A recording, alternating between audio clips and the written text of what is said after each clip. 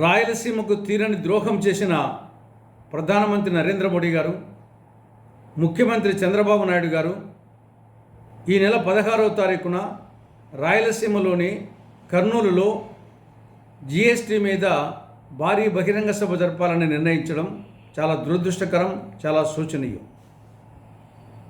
నరేంద్ర మోడీ, చంద్రబాబు నాయుడు గారి పాలనలో రాయలసీమకు నవ మోసాలు జరిగాయి. 1937 నాటి శ్రీబాగ్ ఉడంబడిక ప్రకారం అటు రాజధాని ఇటు హైకోర్టులో ఒకదానిని రాయలసీమ ప్రాంతంలో ఏర్పాటు చేయాలి. కానీ ఈ రెండింటిలో ఒకటి కూడా రాయలసీమలో ఏర్పాటు చేయలేదు.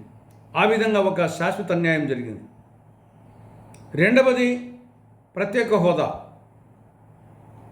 రాష్ట్రంతో పాటు రాయలసీమకు ప్రత్యేక హోదా అనేది ఇది ఒక సంజీవని లాంటిది. ఇది హక్కు, భిక్ష కాదు. దీనిని అమలు చేయకుండా మోడీ ప్రభుత్వం రాయలసీమకు, రాష్ట్రానికి అన్యాయం చేసింది.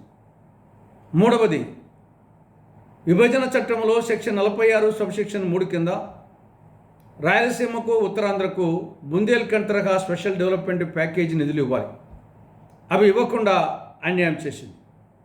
నాలుగవది కడప జిల్లాలో శైల ఆధ్వర్యంలో ఇంటిగ్రేటెడ్ స్టీల్ ప్లాంట్ ఏర్పాటు చేయాలని విభజన చట్టంలో 17వ షెడ్యూల్లో స్పష్టంగా పేర్కొనడం జరిగింది. అది అమలు కాలేదు. ఐదవది దుగరాజపట్నం ఓడరేవు ఊసేయలేదు. ఆరవది కడప, రాయచోటి, మదనపల్లి, బెంగళూరు ఈ యొక్క నూతన బ్రాడ్గేజ్ రైలు మార్గం రాయలసీమ సమగ్రాభివృద్ధికి ఉపయోగపడుతుందని గతంలో యూపీఏ ప్రభుత్వం మంజూరు చేస్తే ఇది మోడీ ప్రభుత్వంలో ఆ పనులు నిలిచిపోయినాయి. ఆ వర్క్ రద్దయింది. కృష్ణానది యాజమాన్య బోర్డు కార్యాలయాన్ని రాయలసీమ ప్రాంతంలో కాకుండా విజయవాడలో ఏర్పాటు చేయాలని చంద్రబాబు ప్రభుత్వం కృష్ణానది యాజమాన్య బోర్డుకు లేఖ రాయడం జరిగింది. ఆ విధంగా అన్యాయం చేస్తూ ఉంది. రాయలసీమ ప్రాంతంలోని సాగునీటి ప్రాజెక్టులు తెలుగుగంగ, గాలేరు నగిరి, వెలుగొండ ఈ సాగునీటి ప్రాజెక్టులకు నిధులు విడుదల చేయకుండా ఆ విధంగా అన్యాయం చేస్తూ ఉంది.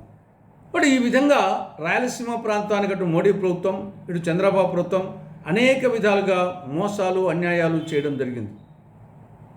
కాబట్టి వారికి రాయలసీమలో బహిరంగ సభ పెట్టుకునే అర్హత లేదు.